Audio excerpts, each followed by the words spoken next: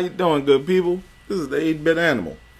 Okay, so today's game is from 1988, and it actually started a long run of really successful games and a really successful partnership between Capcom and Disney. Though it wasn't initially a Capcom game, it was originally published and developed by Hudson Soft, the folks responsible for Adventure Island, Bomberman, Milan's Secret Castle, Zexil, whole host of games. Well, this title, and actually when you watch gameplay footage of it, you can tell it's decidedly not typical Capcom design, so you know it's not a Capcom game. Again, it's from 1988, and it actually has something in common with Sonic the Hedgehog 2, and you'll see in a moment. Today's game is Mickey Mousecapade. Now, Mickey Mousecapade, also known as Mickey Mouse Adventures in Wonderland.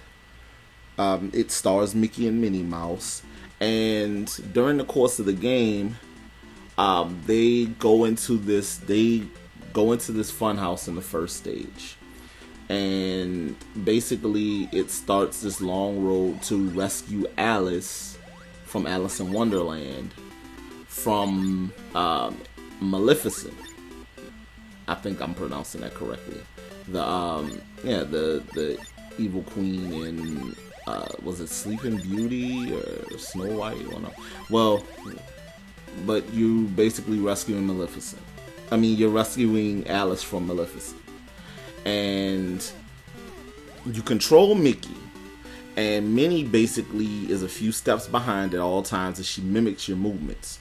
And that can either be a good thing or a bad thing depending on how you play it in this game. Because you can actually use Minnie to make the game a lot easier by sending her to fight bosses to stand in front of you. Because as long as she's getting touched by a projectile, Mickey won't be touched by a projectile. It's kind of messed up, actually, but that's the way this game is set up. And you traverse a handful of levels: funhouse, ocean, some woods, a pirate ship, and a castle. So 5 stages in an effort to rescue Alice. And all the characters are characters in Disney films and Disney films over the years. So Pete's a boss, Captain Hook's a boss, Witch Hazel is a boss. Like I said, Maleficent is the final boss. So there's a bunch of different boss characters in this game that you'll recognize from Disney films over the years. It's your standard platformer. The boss fights are actually pretty easy.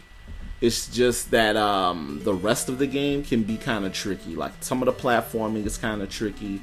The enemy patterns are just reckless. Enemies just fly at you, and they continually respawn. That's a classic staple in 8-bit games. That enemies constantly respawn if you go off screen and come back. So it's not a terribly hard game, but it can be a terribly cheap game. And it's not a pretty game, especially considering in 1988 we had already had Legend of Zelda. The NES was starting to, the beauty in the NES and its graphics were starting to take shape. So your music, there was some of the better soundtracks to appear on the NES were starting to trickle over from Japan to the US, like the Final Fantasy soundtrack, and Metroid, and Kid Icarus, and Punch Out, and Legend of Zelda, Castlevania, games like that, the soundtracks were starting to take shape, and they were beautiful soundtracks. They're still praised. This game didn't have that. So while this game started something really good for Capcom with later on with games like DuckTales, Chip 'n Dale Rescue Rangers, Darkwing Duck, stuff like that coming out, this one wasn't very good. It's an okay title. If you're a fan of Disney, you can pick up a copy. You should be able to find a copy dirt cheap. But if you find a copy of that and a copy of Chip 'n Dale's Rescue Rangers next to each other on a shelf somewhere, you should definitely pick up Rescue Rangers and leave Mickey Mousecapade. This has been 8-Bit Animal. I'll catch you beautiful people tomorrow.